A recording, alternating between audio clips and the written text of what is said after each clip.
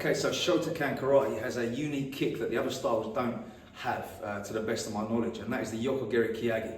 I'm going to go over that kick today, give you some pointers, some ideas on application, and we're going to talk about some different ideas that I've kind of taken from other styles as well in terms of my application. So we'll start off again, like I said, with the very basics, how to do the kick, or how I do the kick, and then we'll progress into some application. Now, I want to also say before this, everything I say in these videos is how I like to teach things. I'm not saying what anyone else does is wrong, or what I'm doing is, the most correct thing there is. The beauty of karate is that there are many ways of doing the same things. Okay, so if you like it, that's good, you've learned something, and if you don't like it, you've also learned something. So let's get to the technique. So the first thing I want to do is I want to take the position of a Maegeri.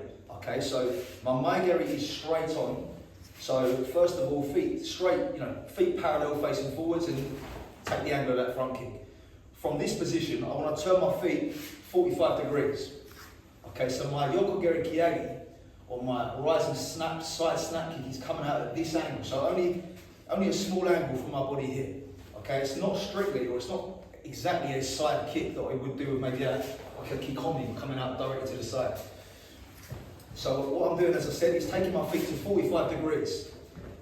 My knee, or my kick, is still going that way, so I want to lift my knee and still point to that corner.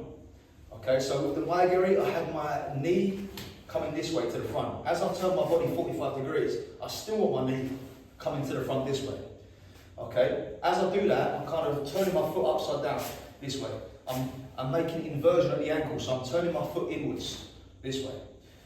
The contact point that I use for Yoko Geri Keage is the outside edge and the top part of my foot. Okay.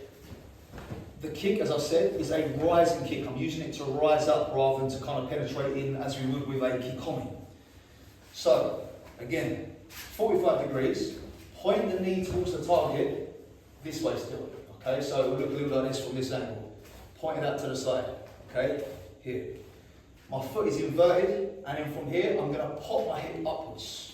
Hip pops up like this, and I'm snapping and coming back down into my rechange position. So again, tuck the foot towards the target.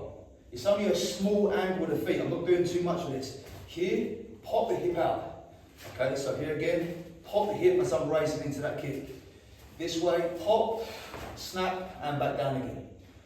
I want to avoid, and this is very common, especially in competition when people want to make the kick really high, the kick becomes like a mawashi geri and it ends up coming around like mawashi because the setup of the kick is not really designed to go so high like that.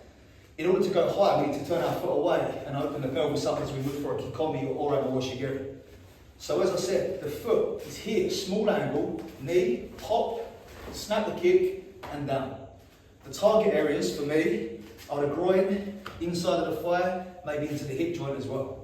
So the kick then is a low kick, okay? Older or traditional classical karate doesn't really have high kicks. So if we're looking at kata and we're trying to understand what we're doing with these kicks, most of the time they're going to be low kicks, okay? Low kicks that are going to bring the head down, maybe to set other things up. So I'm going to go here with my partner.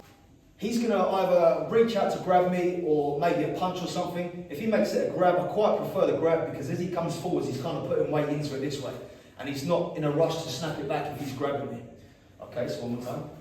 As that one comes in, I'll make my Uraki uchi, okay, which we have in most of the kata when this kick comes. From here, my kick's coming into the groin or low this way. As you see, as I make that impact there, his body shoots back, ready for the elbow to come in afterwards. Okay, because in Shotokan, but also in the other style of katas, in Shito and Wadaru, they have a Maegeri in this position. And it always follows up with an elbow, or most often follows up with an elbow. The other version often is when you make a kick and then turn and make a Shuto position behind.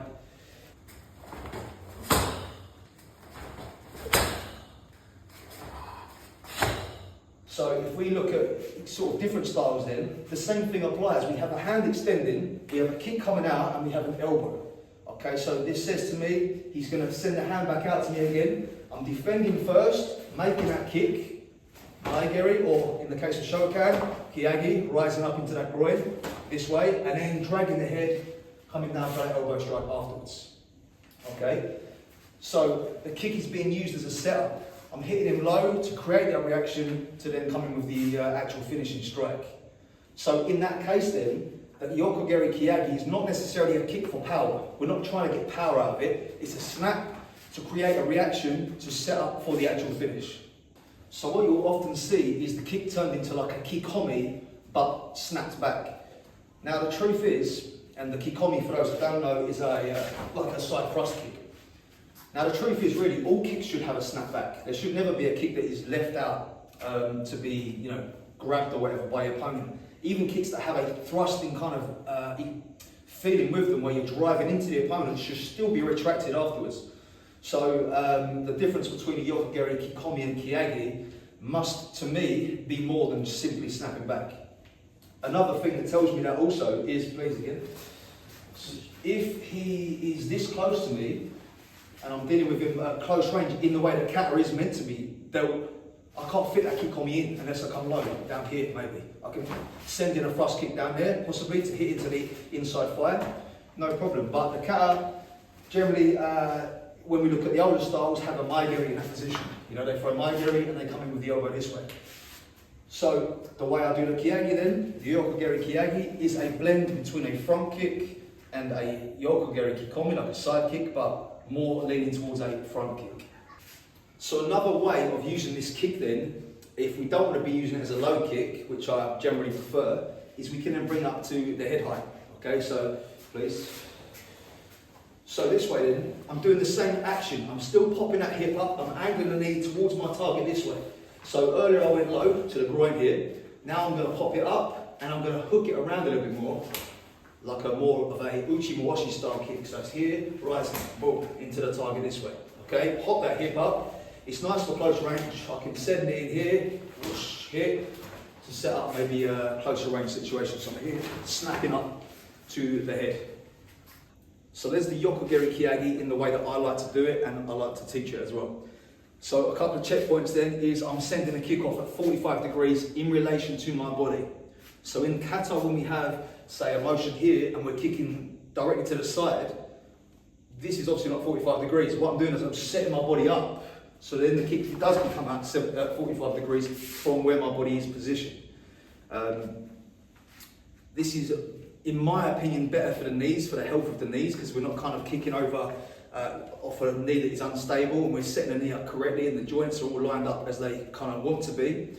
And it's also a kick that you can do long term. We're not constantly trying to throw these high head kicks that are strenuous on the hips and all this kind of thing, because we want to be doing karate for as long as we possibly can, right? So the techniques must have some kind of function and they must also have longevity to them.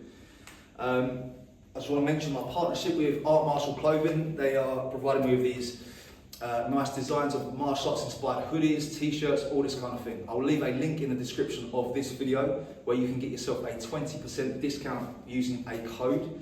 Go and check their stuff out. Nice stuff for training, especially when it's cold like this. Stick it over the top of your karate gi.